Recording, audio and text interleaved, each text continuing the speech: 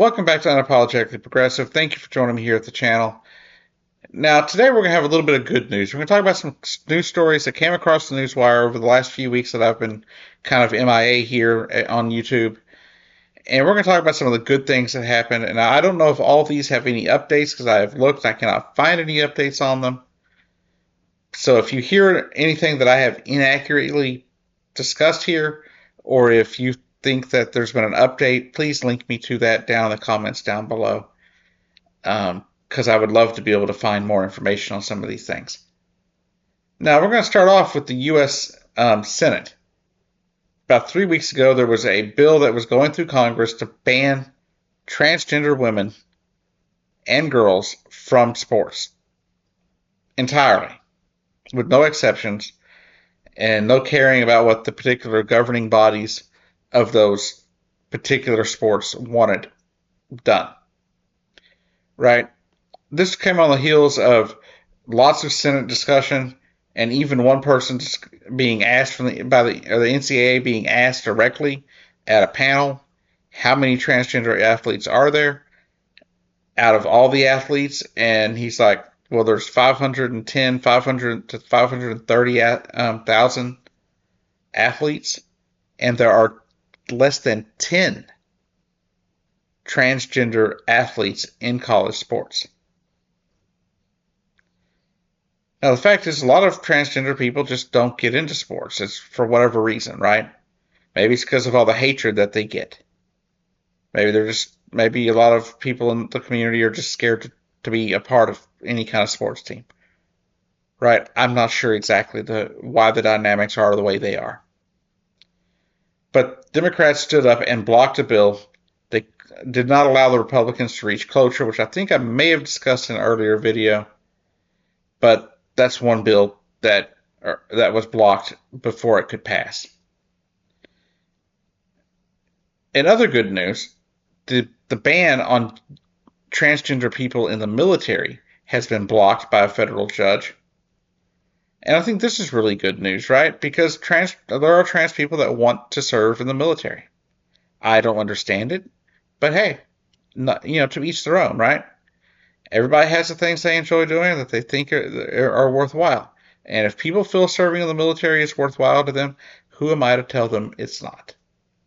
It's not me. It's not my job to yuck their yum. It's not my job to tell them, that they shouldn't. But I believe everybody in this country that is a citizen of this country or that resides in this country should have the right to become part of the U.S. military if they so choose. And they should have our full support in doing so. Just my opinion. So I do not believe trans people or gay people or anyone, for that matter, should be excluded from the military unless they're unable to pass the requirements that they are required to pass. Which I kind of expect those to be kind of stringent considering the seriousness of the work they're going into. Right? That's just my belief on the military. I believe if you're going to go into the military, we should have some of the strictest standards in the world to join the military. To be able to do certain physical activities and things like that. I understand why those requirements are what they are. But I'm not going to sit here and say that somebody should be disqualified from serving in the U.S. military simply on the grounds of their sexual orientation, gender identity, or their biological sex. It just shouldn't be a thing. In other old news from about 3 weeks ago, in the state of Ohio, the Supreme Court ruled that transgender people do have a right to health care in the state because they had a previous ruling at the Ohio Supreme Court supposedly stating that all Ohioans have a right to health care, right? Whether it's maybe not the government providing it, but you shouldn't be able to ban people from receiving health care. And in their bill that they were trying to pass, or that they did pass to try to ban transgender health care, they forgot that ruling said healthcare, and their bill said trans healthcare. And trans healthcare is just healthcare. So now we know the legislature and the governor there will probably try to find a way to pass this bill again, and they'll probably reword it in a way that the Ohio Supreme Court won't reject it, or it'll go to the U.S. Supreme Court. We'll see how that goes, right?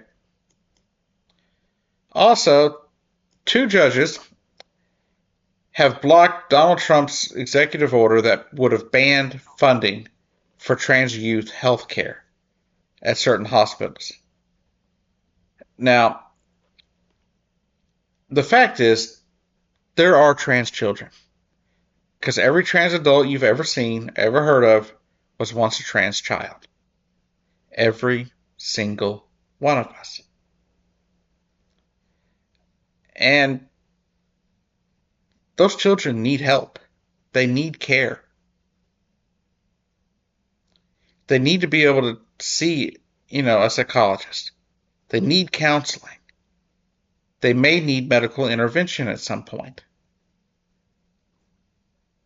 But by cutting off funding to trans health care, that would mean millions of children who may or may not be trans, but may be having issues with their gender identity, who may not even be trans, won't be able to seek counseling to sort their situations out. There wouldn't be medical intervention for people that need the help, that end up being trans. Right? So these are things that just don't need to happen. And so I'm glad that 2 federal judges have agreed that this is crazy and shouldn't happen. So these are some good things that have happened over the last few weeks. If you have any updates to any of these, please hit me up in the comments. Let me know. Maybe send some links in the comments if you can. That way I can have more information, and more people that watch this video, when they check the comments, can see your updates as well.